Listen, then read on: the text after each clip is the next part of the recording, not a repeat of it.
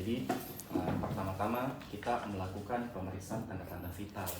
Tanda-tanda vital itu meliputi tekanan darah, kemudian nadi, pernapasan, dan suhu. Idealnya pada saat kita melakukan tensi, bagusnya pasien dalam meja pemeriksaan. Terus tangannya dengan posisi rileks, dengan posisi sejajar dengan jantung. Oke, bisa juga dengan berbaring.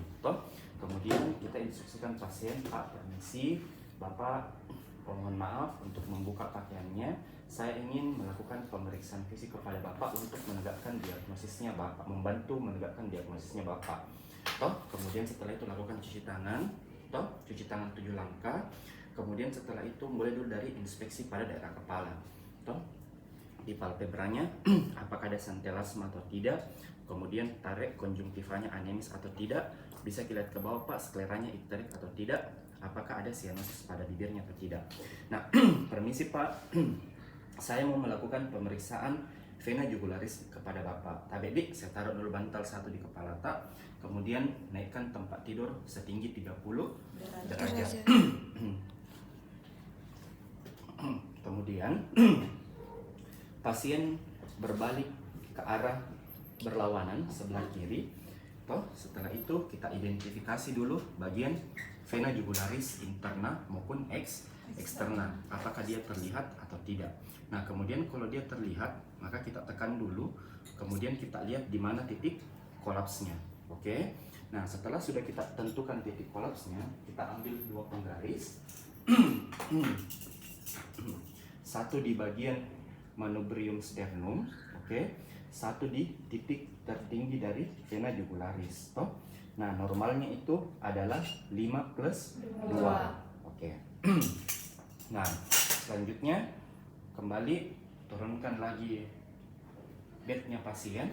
Selanjutnya inspeksi pada rongga toraks, apakah ada retraksi, apakah ada bekas operasi, apakah didapatkan adanya pacemaker jantung atau tidak. Izin dokter, apakah ada data dalam batas normal. Kemudian apakah ictus cordisnya terlihat atau tidak. Tidak terlihat. Nah, selanjutnya palpasi, menilai adakah nyeri tekan pada daerah regiotoraks. Kemudian setelah itu melakukan palpasi pada regio ictus cordis, utamanya di bagian apeks jantung di ICS 5, linea mid clavicularis sinistra.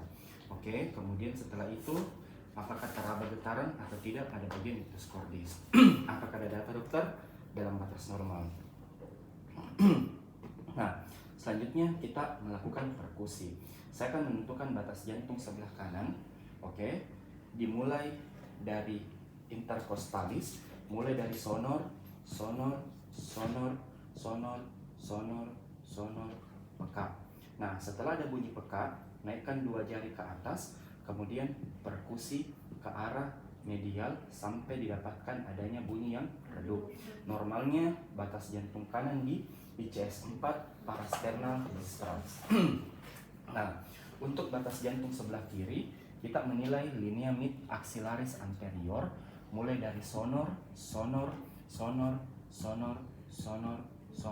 timpani. Oke, batasnya dengan lambung. Nah, kemudian naikkan 2 jari, kemudian kita perkusi ke arah medial sampai bunyinya dia kembali redup.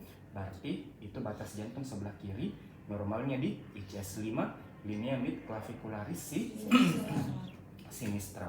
Nah, untuk batas pinggang jantung kita mulai di ICS 2, linea mid axillaris anterior, kita perkusi ke arah medial sampai bunyinya redup, normalnya di ICS 2 parasternalis sinistra.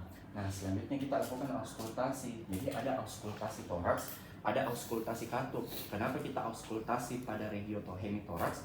Karena seperti yang kita tahu pada pasien gagal jantung terjadi edema paru, makanya didapatkan adanya rongki. Nah, jadi permisi Pak, saya mau dengar dulu bunyi nafas tak. Nah, jadi bedakan dulu perkusi paru, auskultasi paru sama auskultasi katup. Tarik nafas Pak. Nah, kemudian tarik nafas, tarik nafas, tarik nafas, tarik nafas Pak, tarik nafas, tarik nafas. Izin dokter, apakah suara pernafasannya didapatkan ada bunyi tambahan, contohnya seperti rongki ataupun wheezing atau bunyinya vesikular. Nanti kalau dia pasien gagal jantung akut, bunyi pernafasannya itu adalah rongki. Nah, selanjutnya menilai dari katupnya. Jadi yang pertama kita menilai dulu katup aorta di bagian ICS 2 dextra. Toh?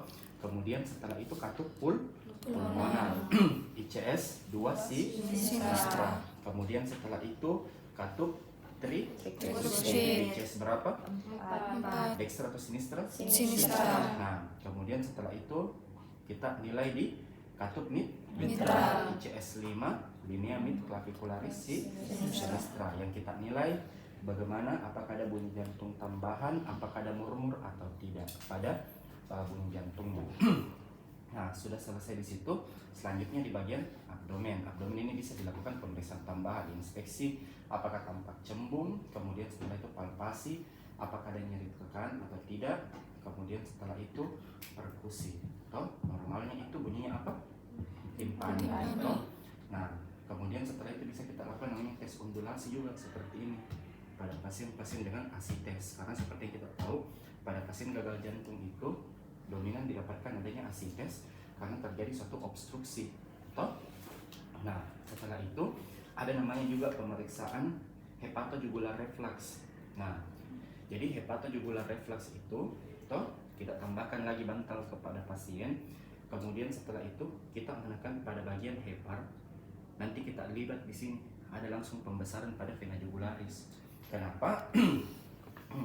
Di sini ada vena cava superior, ada vena cava inferior.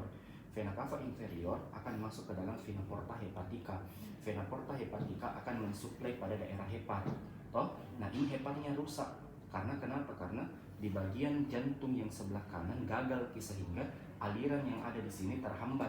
Toh, nah akibatnya kalau kita justru tekan ke bawah begini, otomatis alirannya tidak lari ke bawah, otomatis alirannya akan meningkat ke bagian atas. Itu namanya hepatojugular reflux. Oke.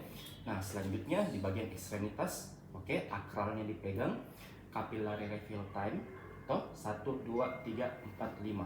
Normalnya itu kembali kurang dari 2 detik. Kemudian menilai apakah ada edema pretibial atau tidak. Nah, selanjutnya tadi lupa di leher, ingat kalau cek bruit carotis itu pakai yang ini ya. Pakai ini ya. Nah, jadi kita cek di bruit carotis apakah ada bruit carotis atau tidak. Nah, sudah selesai nih. Nah, ada pemeriksaan tambahan juga. Kalau dia teman-teman setidaknya harus tahu ada namanya ankle brachial index.